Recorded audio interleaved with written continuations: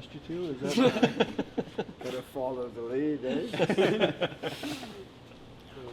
what did you Not make? permanent. No, obviously obviously. nothing is with me. What did you make of the Izzy Daniels, Sarah Maris, Daryl Watts line? Yeah, there's parts of it I liked. Obviously, it's just one practice, Yeah. but I was really impressed with just some of Izzy's plays, like reloading above, sort of how we described Yep. yesterday. She'd reload above and make a play, and yeah, it just looked pretty smooth out there. So. I also want to ask you about Nemo. She looked like she was very physical out there and very much in line with what you kind of like. Yeah, yeah, we all like her attitude. She's competitive, definitely coachable. Seems open to learning new concepts. She was one of the actually athletes which I was really impressed with. After we drafted her, she asked for like a little bit of a package of information so she could adjust to sort of a more North American style of hockey, and you know, anybody that's thinking that way before they even arrive on site, you know, is probably open to being coached. So yeah, I love it, she asks questions all the time, so I think she's going to be a great player. How does being up in the stands kind of change the evaluation for yourself versus being on the ice? It's more just to have a little variety and a different perspective. I think one of the biggest parts of it is just to have the opportunity to sit with Gina. So as we're seeing things, or as she's seeing things, it's great for me just to see what perspective she's seeing it from. Also, our goalie coach, Brad Kirkwood, was here today, so to have an opportunity to chat with him about some things he sees. We often tap into Brad. You know, a lot of times goalie coaches are just that, just goalie coaches, but we tap into Brad a lot for just our players putting themselves in scoring positions that can help our team offensively. So I usually pick his brain a little bit on things other than goaltending. So just to have the opportunity to sit with both of them today, and then practice was more of a logistics thing than it was actually the coaching aspect of it. So it just made sense to sit up, and then another layer of it is giving your assistant coaches a little bit more autonomy and letting them run things and build relationships with players. So that Gosling, Miller, Comfort, power line. Power forward. Yeah, you talked about loading them up. Did you like what you saw, and like how long do you think you'll run with that and see what they can bring? Yeah, I think we'll give it a shot for a little while. You know, the good thing about that line too is all of them have played center, so they can mix it up a lot. They're obviously tried Miller a little bit there in the middle today. I like what I see. Miller had a couple great chances off the weak side and just kind of missed, but Gosling, when she's in that high slot, can really rip it as well. So yeah, I thought there were some good positives for sure, and a strong, powerful line that can be effective. There's a lot. Sorry. Go ahead. Well, do you think you'll try them in one of the scrimmages? Possibly. I noticed a lot on the 3-on-3. There was maybe it's just the way that they went over the boards, but there's a lot of times where there was 3 forwards on the ice and you were 3-on-3. Going into this season, is that something you're looking to play around with more, or are you looking to keep a defenseman on when it's 3-on-3, or what is your mindset for 3-on-3 hockey? I'd be willing to try anything.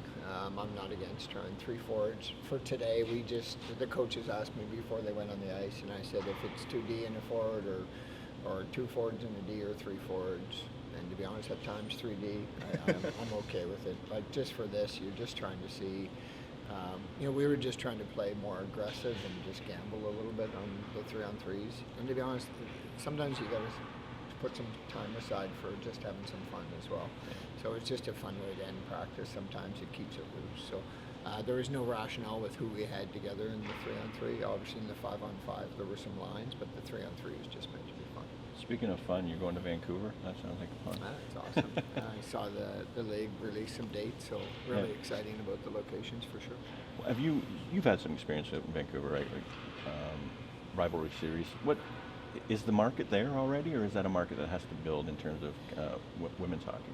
Well, I wouldn't have the details to go. No, I don't. Just a feel. But our game that we played there was a sold-out building, a great atmosphere. People took care of us and seemed to welcome us with open arms. So I have no doubt that it has the potential to be a great market for sure. Kristen Campbell had obviously a great year last year, winning goalie of the year. You mentioned picking your goalie coach's brain a little bit. What are some things that you've seen from her game so far in training camp? Yeah, she's good. Obviously, I just had her a little bit at the rivalry series, and she had a rough start, but I think she's rebounded well from that and is coming here with confidence. Often that's like we went through it last year. We had a slow start. I'm very confident that Soupy will be at the top of her game right from day one here this year. Even talking to the players, everybody says she's in a great place, and I know she's done a ton of work through the off season to set her up for success. So. Yeah, we're looking forward to getting started with her again. But talking about Soupy, Reg and Soupy have a little bit of a relationship going back to Manitoba days. How nice is that to have, that kind of relationship that when someone's brought into the goalie room, there's always already kind of a familiarity there with the starter and the backup. Yeah, I think it'll be huge. I even just watching social media a little bit this summer.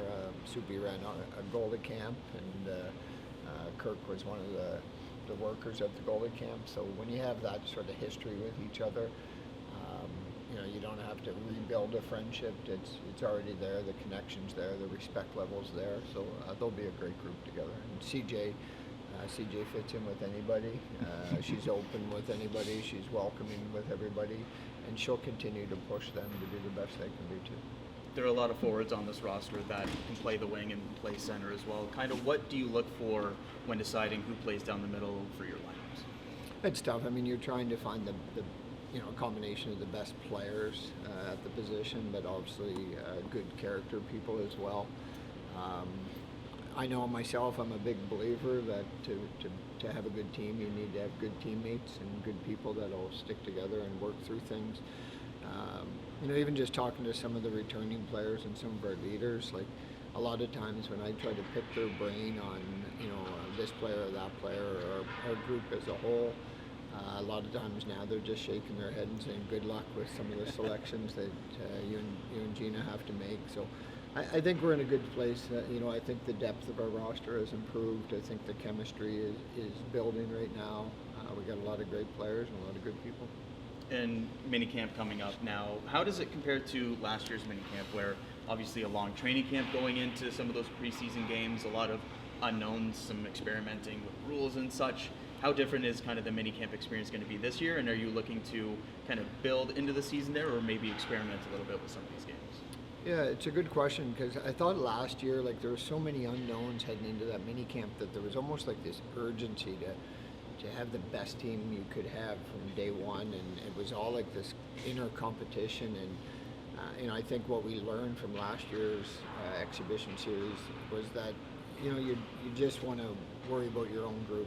Like, the win is not necessarily the biggest thing right then. It's sorting out the players, sorting out some line chemistry, even going through a game routine so you got your flow, you got your process. That's probably the biggest thing for us, and even like some of the conversations I'm having with athletes now is just trying to ease their mind. We're just trying to go through a couple game experiences so we can nail down the process, and we're better come the regular season. Thanks, Troy. And you, Troy. Thanks, Troy. Thank you. Scott.